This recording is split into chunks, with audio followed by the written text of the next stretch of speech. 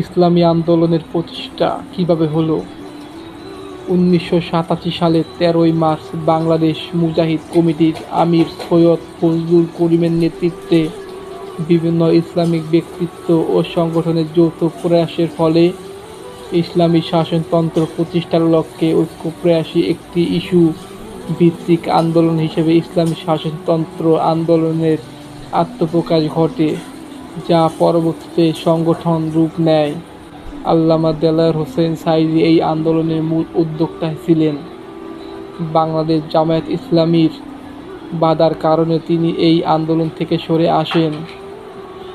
শুরুতে যেসব সংগঠন এই আন্দোলনের সাথে ছিল: আব্দুর রহিমের নেতৃত্বে ইসলামী ঐক্য আন্দোলন, আজিজুল হকের নেতৃত্বে বাংলাদেশ খেলাফত আন্দোলন একাংশ, আহমদ আব্দুল কাদেরের নেতৃত্বে ইসলামী যুব শিবির, আব্দুল জব্বারের নেতৃত্বে আঞ্জামানের ইত্তেহাদ বাংলাদেশ, সৈয়দ ফজলুল করিমের নেতৃত্বে বাংলাদেশ মুজাহিদ কমিটি, ইত্তেহাদুল উম্মাহর নেতা হিসেবে আব্দুল আহাদ মাদানী ও নোয়াপাড়ার পীর খাজা সাঈদ শাহ তার ভক্তদের নিয়ে শুরু থেকেই এই আন্দোলনের সাথে ছিলেন। ইসলামী ঐক্যজোট মূলত 1991 সালে থেকে এটি একটি পরিপূর্ণ রাজনৈতিক সংগঠন হিসেবে কার্যক্রম পরিচালনা শুরু করে।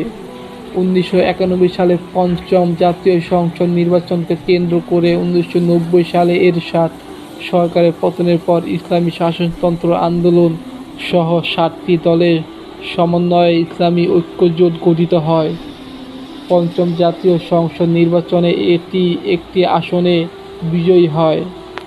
ইসলামী ঐক্যজোটভুক্ত দলের আহ্বানে বাবরি মসজিদ ধ্বংসের প্রতিবাদে আয়োজিত লং মার্চে অংশগ্রহণ করে। বিতর্কিত নারীবাদী লেখিকা তাসলিমা নাসরিনের ফাঁসি প্রদান, এনজিওদের ইসলাম বিরোধী তৎপরতা বন্ধ, কাদিয়ানীদের অমুসলিম ঘোষণা এবং দৈনিক জনকণ্ঠ, আজকে কাগজ সহ ইসলাম বিদ্বেষী পত্রিকাসমূহ নিষিদ্ধ করার দাবিতে ইসলামী ঐক্যজোটভুক্ত দলসমূহ এবং অন্যান্য বিরোধী দলের সমর্থনে 1994 সালের 23 জুন হরতাল পালিত হয়। ইসলামী শাসনতন্ত্র আন্দোলন গঠনের উদ্দেশ্য সম্পর্কে সৈয়দ ফজলুল করিম বলেন, দেশের অর্থনৈতিক, রাজনৈতিক, সামাজিক, সাংস্কৃতিক মুক্তি এবং অগ্রগতির গ্যারান্টি ইসলামী শাসনতন্ত্র। ইসলামী শাসনতন্ত্র প্রতিষ্ঠার জন্য প্রয়োজনীয় ঐক্যবদ্ধ আন্দোলন গড়ার লক্ষ্যে যৌথ নেতৃত্ব ভিত্তিক ইসলামী শাসনতন্ত্র আন্দোলন গঠন করা হয়েছে। দেশের প্রচলিত জাহেলি সমাজের সার্বিক পরিবর্তন সাধন করে ইসলামকে রাষ্ট্রীয়ভাবে একটি বিজয় আদর্শ হিসেবে প্রতিষ্ঠা করাই ইসলামী শাসনতন্ত্র আন্দোলনের চূড়ান্ত লক্ষ্য। ইসলামী শাসনতন্ত্র আন্দোলনের সকল প্রকার স্বৈরাচারের অবসান ঘটিয়ে প্রচলিত শাসনতন্ত্রের পরিবর্তে পূর্ণাঙ্গ ইসলামী শাসনতন্ত্র প্রণয়ন এবং তার ভিত্তিতে একটি ইসলামী সরকার গঠনের লক্ষ্যে আন্দোলন করতে প্রতিশ্রুতিবদ্ধ।